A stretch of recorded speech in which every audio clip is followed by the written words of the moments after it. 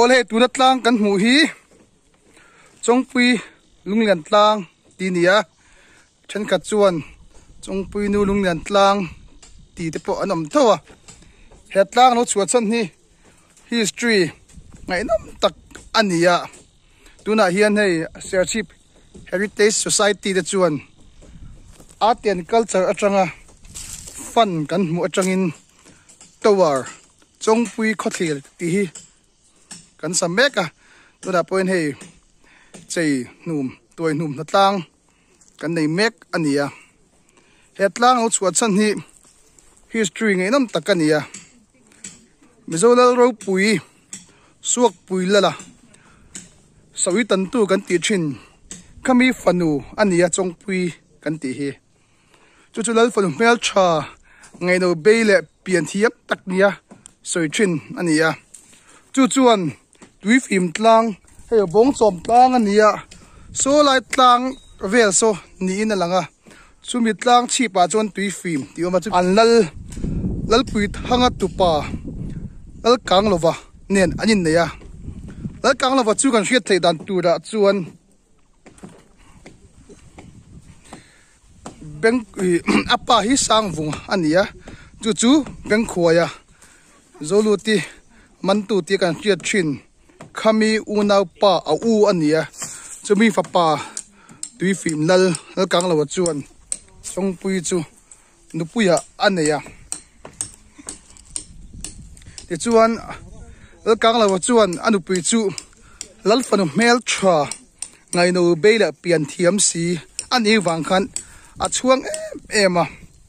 chongchen na te po ahruaya ti khan akal na pianga te ahruai kola ti hian akal pui thina chumi awang chuan lalfanu Chawngpui le lal wi film lal kang lawa te chu zoram khovel po hun lai chuan lal nu pa in mele o tia soi thin ani amaro chu van doi thak takin Chawngpui chu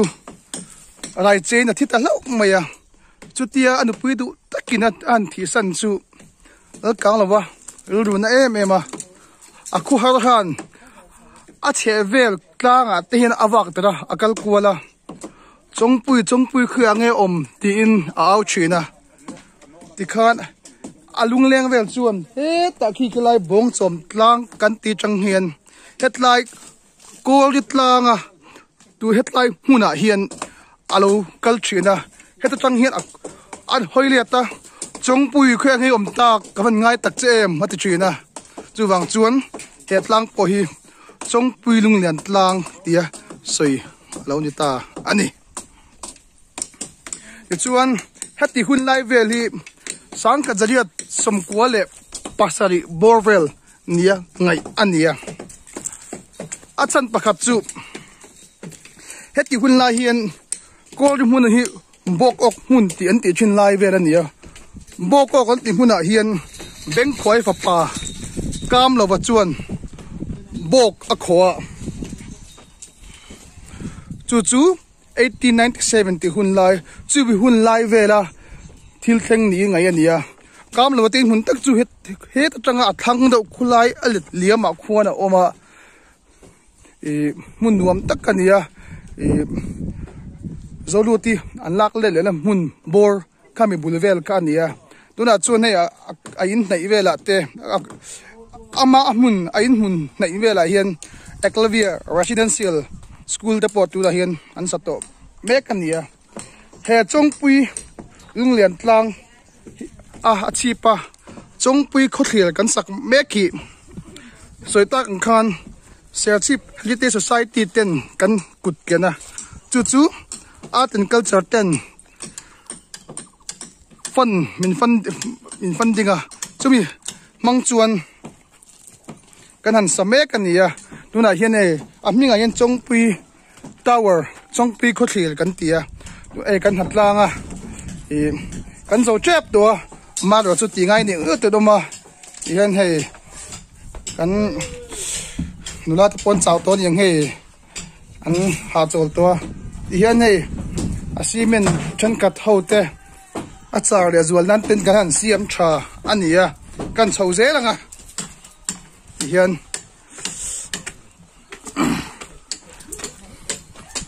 hey ma kan la chho meka kan tum dana chuan me thachung hian art and culture minister hoa ro pui taka hon kan tuma zoram khovel deng chu khopa sia chief history te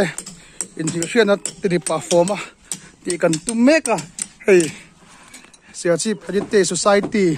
roi tu ten tuna hian ha po soi lawin thanem ngai takin Chawngthlir ten le thalai ten duam ti taka headline huna alom the nan hian natlangin na an thok mek ani headline hi aning thana pakhat le chu a history ne na mizo history ne in kai ani na pa ka hian amun hi atheng thonu me ma atlang chip sulai vela son khuat hian chat lai phei chuan aizol te pom hu the ni Khawngpui tlang te poi a hu the an tia ma ro chu the chu mina bo de leka a khoi lai nge Khawngpui tlang ber hi chu kan che the to mai lawa ma ro chu a hrezok tran soi dan chuan Khawngpui tlang te aizol khua le khotam tak te a hu the ya London le Paris te chu hu the lo takna aya hun poi ma tak ki chu hu tu rom nual ani etlang hi history kan soi ta kan khan sa kumza som thumvel kalta ni to chu vela lal fapa tui fim lal kang lo lung leng in chongpui khweng om ti a alung leng lo wa bai to ra thina nia hetianga mizo history na in kai noi tlang pai mo tak ser chip ram chung kol itlang kan ti na lo om mi ser chip pi te po kan va nei em a etlang ser chip tan me ni lo zoram khovel tan pun mun poimo ania mizo history kan soi chuan kan soi tel nge chu lal lulate dal pui thangate beng khoi tel lo hian mizo history asoi kim thei lo ni chung mizo history a mun leilil lu tu te ho zong zong lo che da chin chu headline tlang hi ania heta solai atlang lut liama son lal rumi lal lula in munda poma lal lula chu soinon ngai lawin a chanchin kan hiat karing chu mai ba ka chimle mat in dolaya chimlal ro pui ro lurat tupa lal pui thangat khan ro phum ruk te po omani hetla tin ka sang khan beng khuaya farnu lal ro pui zolu te man tu beng khuaya farnu lal rumi in munte po oma zolu te man tu pasal tha choma in mun ti te kumpinu lung phun ti te Melwin sister an man na mun te an man tu la vai hote an parade na mun vai lam kon ti te chu tiang mizo history mun primo zong zong chu headline tlang book mun a hian a om vek ti la kan sei sualu tu kom lo ve chu tiang khopa mun poimo mizo history me ni lo indiram khove ang po mun poimo headline muna om ani wang hian mizoram sarkar te po hian mun ngai ven do se ataka hu pui se chiang le azole nun hiat pui se kan ti tak me wani tin kan sai bele du chu khilai tower kan munat lang khi vai en tlang kan ti chin en tlang kan ti chin khan nia hei violent voi ni na sang khazaliat somkwa pakhat kwa ni chho vela anin biak na mun chin dar khalang an ka choda chin mun ania mun poimo tak mizo history a chuan kan soi top thailo tu mun poimo bok ania chutiang khop het tlang hi mun poimo ania hei tuna hian chumi tlang chi pasang lai bera chuan Khawthlir tower azoram khovel deng chuak khop thei tu kan ngai khanan sam mek ania e hei kan natlanga kan zo trap to tura hian voin hi ni som le panga April sang ni le som ni pakhat ania se chi by election kan nei natura in han campaign nei top ni kan che te dan to chuan nia chumi huna chu nei se chi Heritage Society member to chuan natlang pui mo tak na in asakle en kol na te kanan thoka kanan ti zo to nuwa chuan in nei du tan te leng du tan te family a chuak du tan te po hian in tolena mun tur pui mo la nuam tak kania sarkar Chawngpuin ai nuam le zual tur po tuai nuam le chaibol to make ania la mulo ta chu local ula Mizoram piang le selia in nia headlight lag in mulo chuan in experience in ton shit ara fam kim lo tina nia in share chip local nia headlight lag in lo ni chuan share chip kala po ilo ingai lo pon yula in dem om tan lawang chu tiang khopa lo mak mo asap tung taka mandatory kan ti khopa poimo ani headlight lag e lo muwa atakalo bel chianga he history ne in kai noi tlang ro pu hi local lo tema anom nate mun pu be turin kan son tak mek bok tu ani ye chuan headlight so hilai be so chiatlang ania chiatlang po hi mizo history a chun poimo tak kania violent voi nalai vela an vai an halania chuwang chuan vai hal tia soi thin ponia tin sa phawin chi ain pek a thin munania mun poimo takania ia nei a pe da ba new share chip kan ti te ia nei a share chip kholai tak veng chung mun share chip apo original tin mun te alang thaya chuan ka soi mai le pakhat chu politician te in thandon te caution history ate po enge kan soi mai thailo kan ti chuan pastor chona in larna hini ome pastor chona chu mizo zol ne ro pui pastor ani na baka zol ne ro pui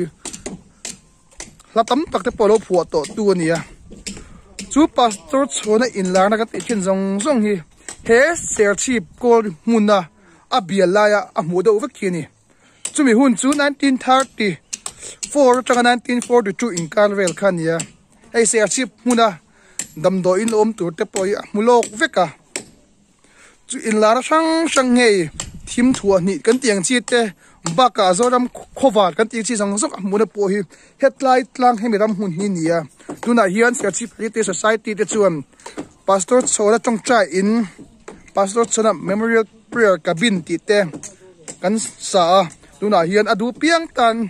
pathian pola hun thole nuam zo kan e the nan tongcha in de po sakani towa ku ta khona langa alang theilo dewa ta khon ku alang thei dewe ti khon ku ania cha bi hi da chuania adu piak tan chon hon theya amaro chu mun thiang ni mani angin swalong bol na tan chuan atia ti lo chi top tu ania pathian pol tu tak tan chu in ti lai point a hon thea tong trai thei rang bok ani chuan hei ti hian han hoi phela chun lai vel pu telescope chu mula bar maram te pu lang thei tu ranga yan ya tai vela te yan hei atlangi amaro chu ro mei zama ko maya chu wang chuan mu chian por sam ei theya amaro chu alang chin chin atang hian kanan thiranga heta tanga kan en kola chang po hian hetlang mun ni mun poimo destination to gengeng ti mak ani ti alang chiang em ani